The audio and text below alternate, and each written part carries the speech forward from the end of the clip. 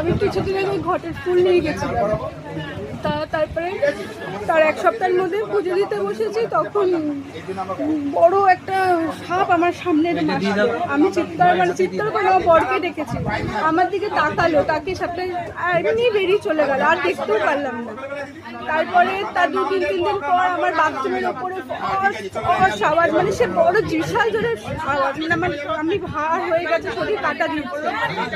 তারপরও কদিন আমি শুধু ওই ফোসানো আওয়াজ পাচ্ছি, আমি ঘরের থেকে আমার ফোসানো আওয়াজ যাচ্ছে না। কাল ভোরবেলা দেখছি আমার ঘরে একটা বড় কালো সাপ, তার সাথে বাচ্চা 3টে সাপ ঢুকেছে আমার ঘরে ঘুরছে। আমি এবার দেখছি তাদেরকে ধরে আমি একটা বক্সে আটকে, কিন্তু একটা সাপ কালো এরকম জিভ বার করে আমাকে এরকম করে খুঁজতে আসছে। এবার খাটের তলায় ঢুকে গেছে, আমি বের করতে গিয়ে আমার হাতে সাপগুলো লেগে গেছে, আর বড় সাপ আমাকে ছবল দিতে আসছে।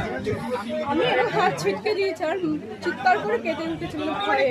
কালো কুচকুচে বড়। তোমাকে ছবল দিয়েছে? ছবল দেয়নি, দিতে আসছে।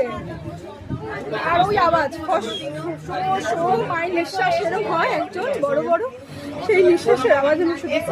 আমি তাই মায়ের কাছে এসেছি, মা সব ঠিক করে কোত্থেকে এসছে? জয় মা।